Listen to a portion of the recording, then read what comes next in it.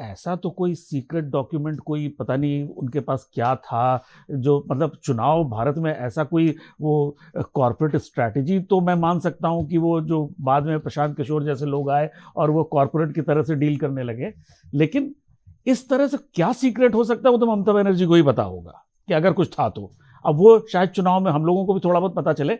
Anyway, अभी हम आते हैं, देखिए ममता बनर्जी मुख्यमंत्री तो बन गई, लेकिन जो उनके अंदर आंदोलनकारी वाला जो एक वायरस था वो गया नहीं। वो आज भी उनको मुख्यमंत्री रहते हुए भी कभी वो आंदोलनकारी बन जाती है, कभी वो मुख्यमंत्री बन जाती हैं।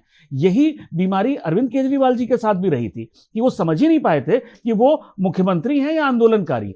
ये ममता बनर्जी की सबसे बड़ी समस्या यही है कि वो अपने आप को मुख्यमंत्री पद के कुर्सी पे के लायक तो मैं शायद नहीं कहूंगा, वो ज्यादा हो जाएगा, लेकिन उसकी जो मर्यादाएं हैं उसके अनुरूप वो व्यवहार नहीं कर पाती हैं।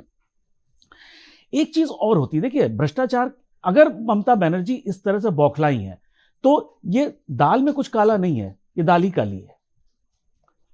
ये कहीं ना कहीं कुछ बड़ी चीज ऐसी है जो उनको लग रहा है कि अगर चुनाव में वो बाहर आ गई तो उनके लिए मुश्किल हो जाएगी। देखिए मुश्किल हो जाएगी, वो भी उनका अपना मानना है। मुझे आज जो लगता है कि भारत में ये दुर्भाग्य है कि भ्रष्टाचार को यहां के वोटर ने एक्सेप्ट कर लिया है कि अगर कोई भी सरकार बैठी है तो वो भ्रष्ट तो होगी। उस भ्रष्टाचार के बीच में अगर वो हमको कुछ रेवड़ियां दे देती है, हमें सिर्फ इससे मतलब है कि वो हमारे बैंक में अगर 5,000 ट्रांसफर कर रही है, 10,000 ट्रांसफर कर रही है, राशन फ्री दे रही है, नहीं दे रही है, मनरेगा दे रही है या रामजी दे रही है, बस हमें इतना देखना है। भ्रष्टाचार जो कर रहे हो तुम करते रहो।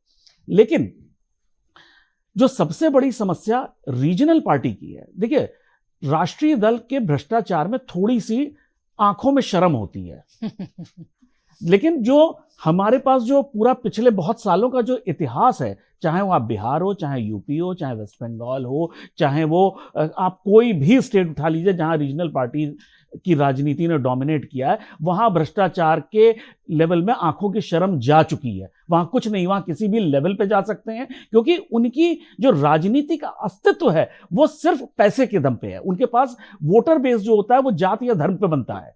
वो डावाडोल हो सकता है, वो इधर उधर जा सकता है, लेकिन अगर इस चुनाव में मतलब राजनीतिक क्षेत्रीय दल की मानसिकता ये होती है कि अगर मैं इस चुनाव में हारा तो मुझे 5 साल अगले चुनाव तक के लिए हमें धन इकट्ठा करके रखना है, तभी तो हम सर्वाइव करेंगे, तभी हम राजनीति में रेलिवेंट रहेंगे। तो उसका जो भय होता है वो उसको भ्रष्टाचार के नए नए जो एक्सपेरिमेंट है, जो नए नए प्रयोग करने के लिए मजबूर करता है।